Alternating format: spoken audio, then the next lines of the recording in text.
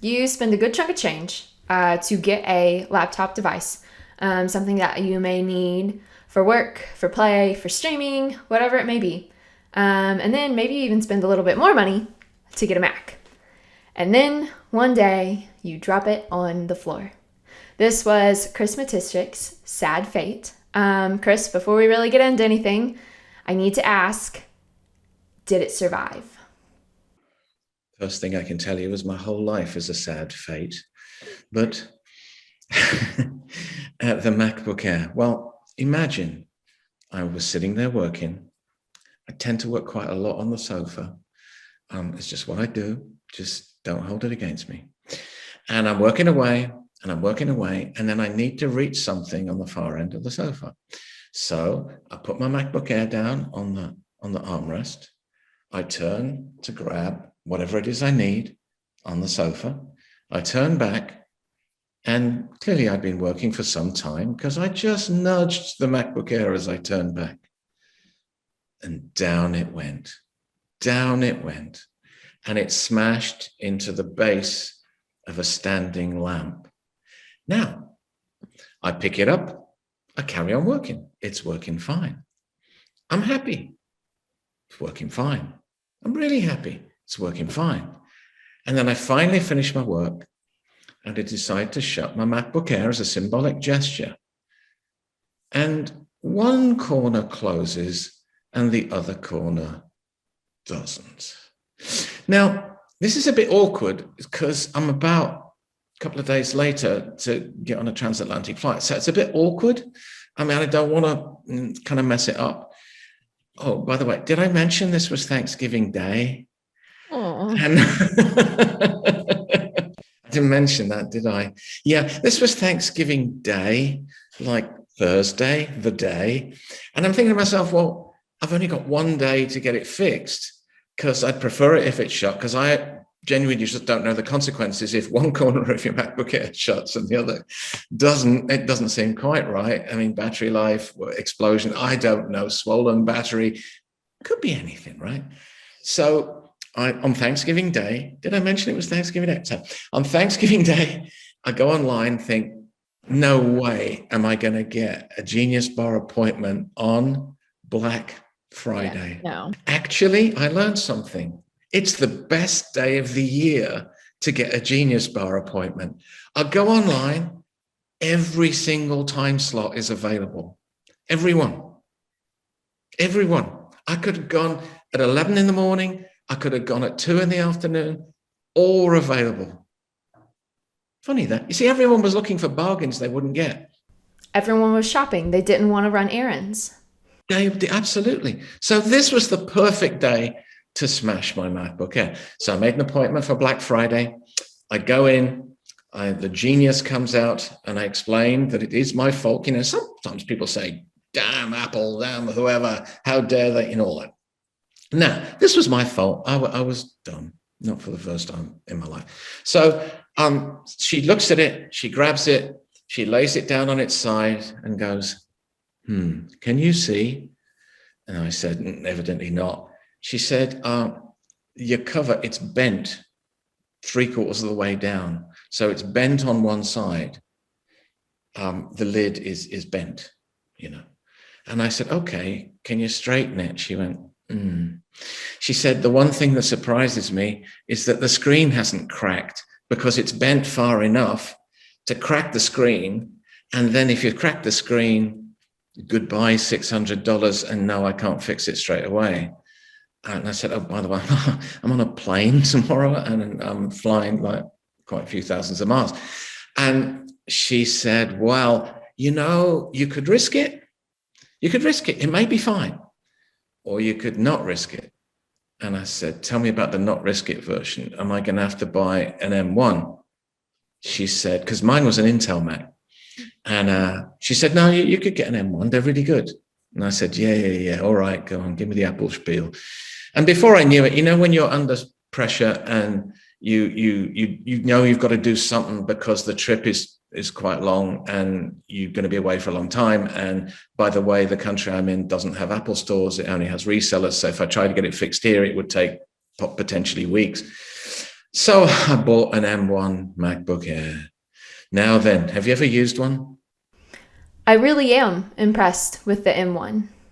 See, this is what I was shocked by. This was a series of shocks. I bring the darn thing home. I'm kind of feeling ashamed and stick my G drive in. 90 minutes later, everything's booming, happening, doing. And then I start working, because that's what I do. And it's like 18 times faster than the Intel Mac. And it got to the point where my eyes were having to adjust to how quick it suddenly was. You know, how suddenly I test drove a Polestar 2 the other day. It's an electric car, right? And I'd never driven one before. And suddenly the dealer guy says to me, well, try accelerating down the freeway. And it was suddenly, it was gone. And I felt the same way with this thing. It was suddenly, what the hell? What is going on? So that was the first thing, right? Mm-hmm. Incredibly quick. Mm-hmm. Then it was the battery life. Mm-hmm. Again, like 18 times better than the Intel. I mean, I haven't once had to recharge the darn thing in over 3 or 4 days. Mm-hmm. It just sort of doesn't chew up a lot of battery. And I thought, this cannot be possible. No.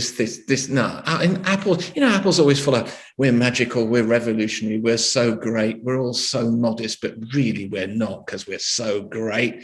Well, and that kind of nauseates me a bit. And then the third thing, no fan. I'm used to watching football matches, soccer matches, on ESPN Plus, Paramount Plus, and on my Intel Mac, the fan starts going crazy, and it's not the kind of fan that's going crazy at a football match.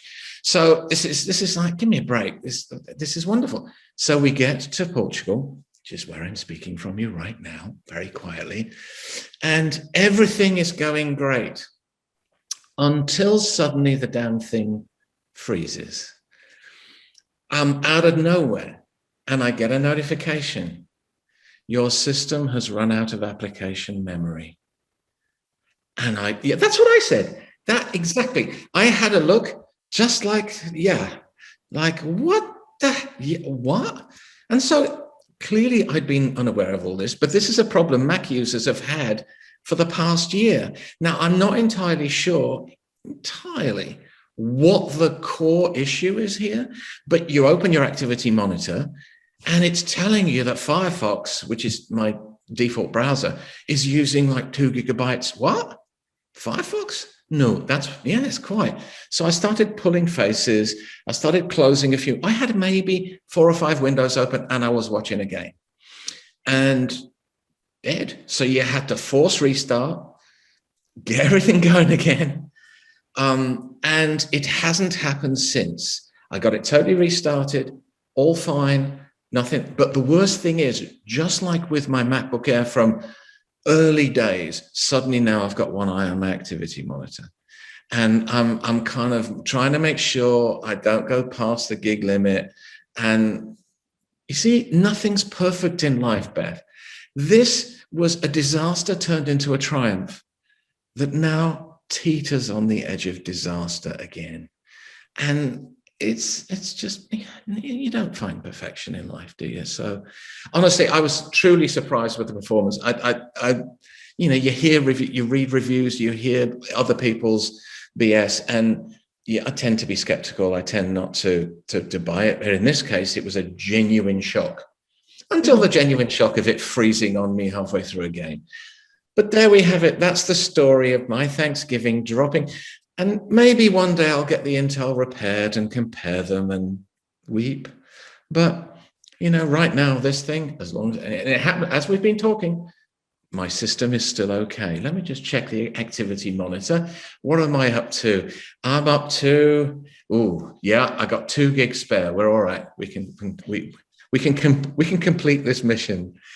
So that's it. That's my story. That's all I got, and that's what happens. So if you do use an Intel Mac, and it's the M1 is pretty damn good. Yeah, no, I haven't had the same application issue that you have had, so I'm still on kind of my buyer's high. The idea of having to monitor my usage all the time, I think that would be enough for me to pay to go get my Intel fixed. I don't have that kind of patience. Yeah, obviously I do. For at least a few weeks. For at least, listen, I don't have to give this back till January the 8th. So, it could well be that it'll happen again. I will totally tear out the 3 remaining hairs from my head and just sort of give up, Right? No, I'm grateful. I'm grateful that I got something that works, and I'm grateful that I could cover for my own abject stupidity. And that's a moral to every story.